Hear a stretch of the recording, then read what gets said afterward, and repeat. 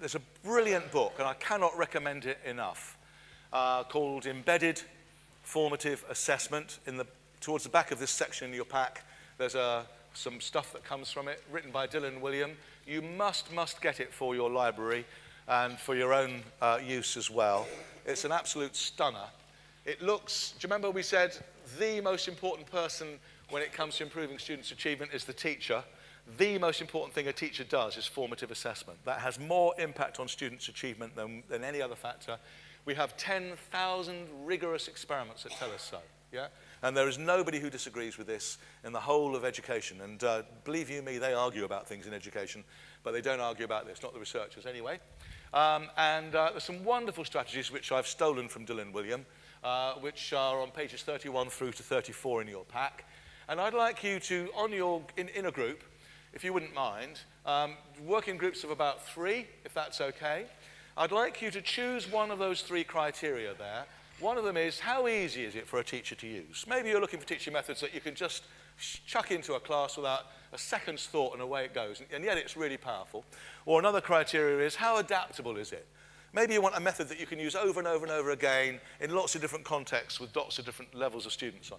Maybe you're after ones that are highly effective. Which one would be the most effective for you, for your subject, and so on? What I'd like you to do is to go through those methods. You might not get a chance to read all 12. I wouldn't bother to read number 6 because it's diagnostic questions, and we've just done that. You know, like you've just experienced that, so you probably know enough about that one. So you needn't read that one. It's quite a long one too.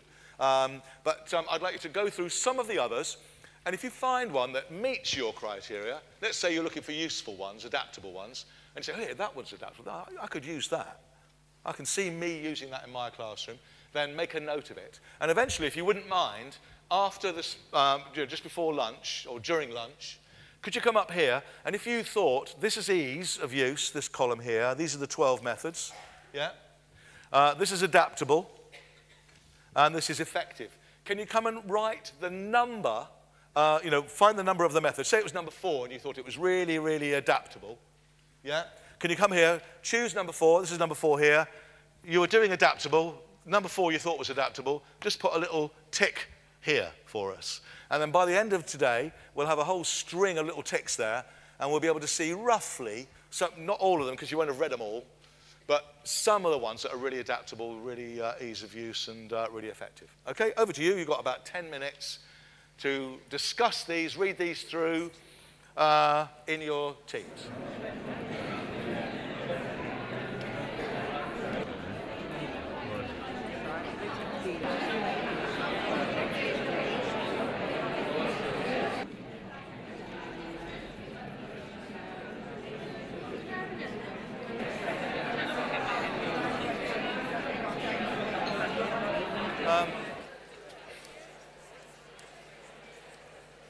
Okay.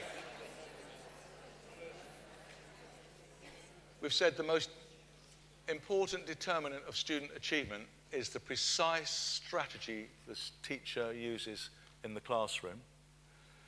That the strategies that have the biggest impact are those which are formative, which find errors and omissions in students' learning and fix them and get the student to actually improve their understanding.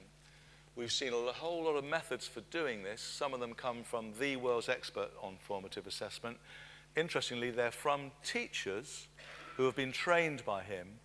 And over a period of 2 years, and it did take 2 years, yeah, practice with these methods and trial them, and then talked about their attempts to tried them again, talked about it, tried them again, and honed and improved and developed their use of these methods until they were working really well. And after 2 years, these teachers were getting about the same improvement in students' achievement as was achieved in the experiments. And I'm talking about a near doubling of students' attainment. I'll say that again. A near doubling of the rate at which students learn. About students who would have got a C without these methods getting an A with them, if you think A level or if you think GCSE.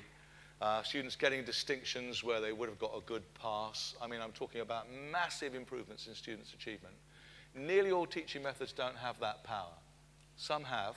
We now know which ones, thanks to the work of people like Dylan William, Professor John Hattie, and Professor Robert Marzano.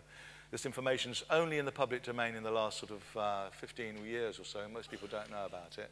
And what I'm hoping you'll do is to go away and try the methods that suit you and your style and your students and your subject, and talk about them back at the ranch and get others to try them and talk about them and trial them until you've made them work. It takes 5 goes to discover whether a teaching method will work for you, and 25 goes with it, with improvement all the time, until you've got a situation where you're using that teaching method to about 80% of your ability eventually. So even after 25 trials with an unfamiliar teaching method, you've still got another sort of 20% of improvement that's going to be available. You won't be absolutely there yet. That's because teaching is so very, very skillful. So many things to think of at the same time. But the best of luck trying those methods out.